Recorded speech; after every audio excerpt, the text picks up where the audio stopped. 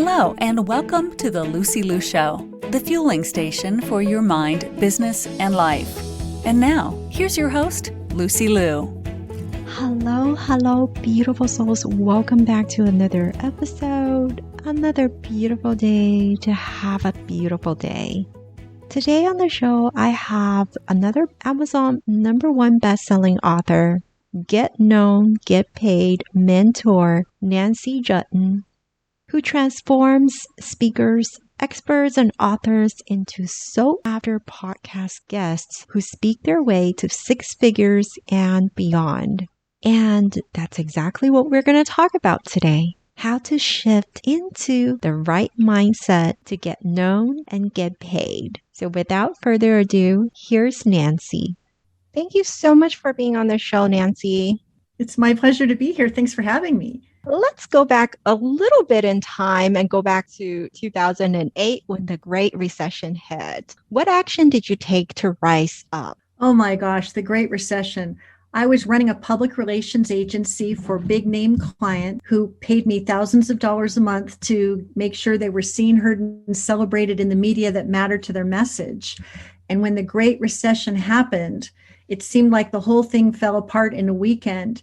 And all of my clients were asking to be relieved of their contractual obligation to me so that they could hold on to dear life themselves. It was a very, very dark moment for me because we had just sold our home and bought a new one, and we weren't sure how we were going to be able to pay the mortgage with the clients having asked for relief from their contracts. And I think it was the fear of embarrassment that got me to create a whole new gear in record time, because I couldn't bear the thought of putting my house on the market where I'd lived for 20 years to tell people that we couldn't pay the mortgage.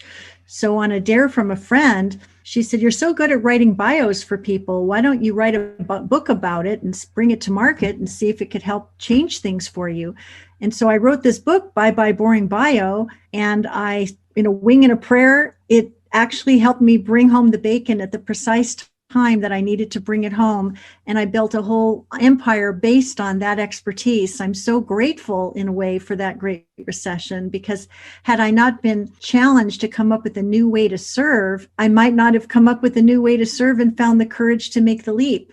And so Bye Bye Boring Bio was how it all started for me. And I've just grown from there to create a multiple six-figure business working from my home office with my dog at my feet, helping people to get known, get paid, get booked on the right podcasts, and have their stars rise so that they can touch and transform more lives. I love it because every time we face obstacles, the blessings are always on the other side of them. Yes, but while you're in it, let's face it, I checked myself into Pity Party Hotel and had some pretty serious tears because I wasn't sure what I was going to do.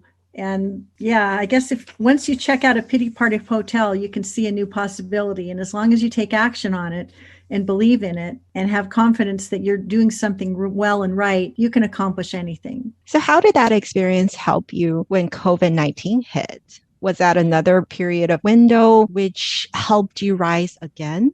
Well, yes. I wrote the first edition of Bye Bye Boring Bio in 2009. And then I wrote the second edition in 2010 because I knew I could do better. And if I gave myself more time to make it a beefier, more of service resource, I would be more proud of myself and more of service to other people. But when COVID-19 happened right around March 1st of 2020, it was like, wow, live stages have gone silent. So much has stopped. What could I do with that resource to make it even more relevant and of service to virtual speakers, podcast guest interviews, and people that needed to raise their voice and make their impact without leaving home?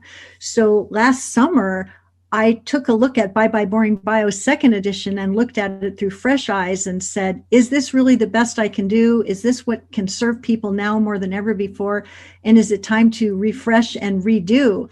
So on September 8th of 2020, I debuted the third edition of the Bye Bye Boring Bio workbook, and it's all about guiding virtual speakers and podcast guests and people that lead Zoom calls to show up, stand out, speak up, and attract a flurry of clients, leads, connections, collaborations, and cash. And it really was a resurgence of my business because you know what? Podcast guesting became my favorite visibility strategy in that moment. how could I possibly get the word out about what I do and how I help and how I serve from this little small college town in Bellingham, Washington, when the world has shut down? Well, Bye Bye Boring Bio was my magic carpet. And I have since been on scores and scores of podcasts talking about becoming the podcast dream guest the top hosts can't wait to book, swinging the doors to opportunity wide open with your brilliant media one sheet and compelling bio, swinging the door wide open. And what do you know? People have enrolled in my Broadcast Your Brilliance Bootcamp, invited me to speak, paid me to speak, invited me to be of contribution in all kinds of ways. So I think there's a pattern here of like when the tough get going, like the tough get going, you got to find a new way to serve that's going to be relevant and of service that could be your finest hour. And that was sort of a mindset that I took. How could this be my finest hour, and what next can happen? And I just tried to keep myself in that lane to rise above what has been for all of us a very challenging time. So what is the best advice you have for choosing a niche market?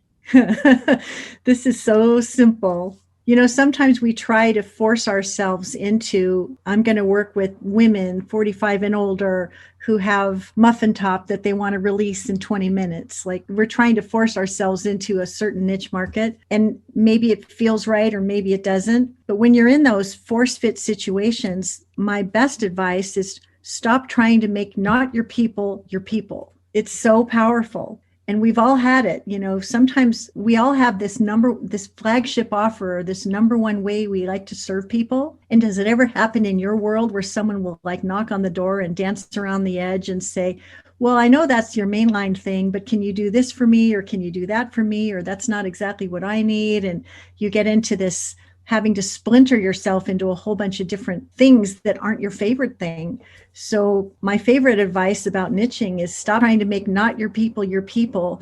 Believe in this thing that you do. Be clear about who it truly can serve. Position yourself as the person who can deliver and solve that problem better than anyone else. And let the marketplace come to you knowing that you are that person. Stop trying to make not your people your people. We have to make a decision. Who are your people? Go get them. So what are some of the biggest mistakes you see people make in terms of messaging?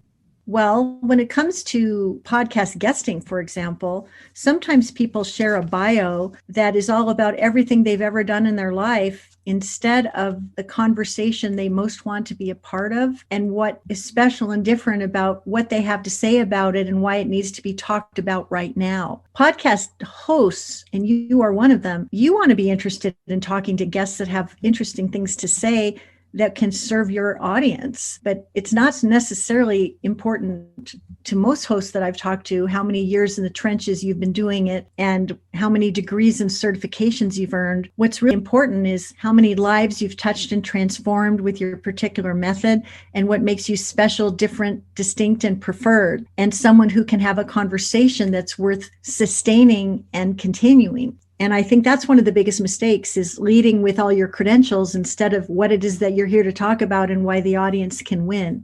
Another big mistake is perhaps with regard to podcast guesting is making it so formal. Try to be conversational so that it feels like a relationship that's just getting started. And then another mistake that people make is that they share their bio in the first person, like it's, I'm talking about myself, but that doesn't make it easy for a host to introduce their guest. So much more of service to your host to present your bio in the third person. So when the host is preparing their remarks about introducing you to the show, he or she doesn't have to transpose it's Nancy Juetten's here to talk about blah, blah, blah, blah, blah. And you're going to be so glad you tuned in today. Those are some of the mistakes that people make with their bios.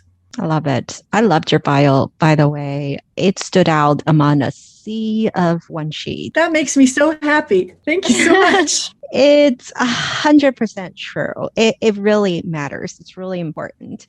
And these days, not just on podcasts, right? Everything you do, you need to present your bio in a way that it's presentable and interesting enough to catch eyeballs. Also, virtual speaking is all the rage right now, right? Summits, everywhere, every day.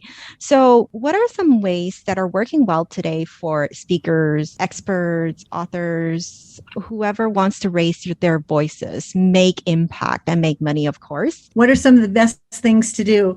I'm going to lead with a really important mindset piece that is really powerful. I would really invite everyone to first start with the idea that your work deserves a much wider audience and your business is worthy of sales beyond expectations. And I want to add to that if you could be ready, if you could believe and behave as if the most important opportunity was knocking on your door tomorrow, how would that change the way that you do everything that you do? Because so often people are getting ready to get ready instead of showing up, standing out, and speaking up. And if you could believe and behave as if the most important person was calling you tomorrow, you would have your media one sheet done and dialed. You would know the 3 topics that you want to talk about and why you're the best expert to share about them in your own best way.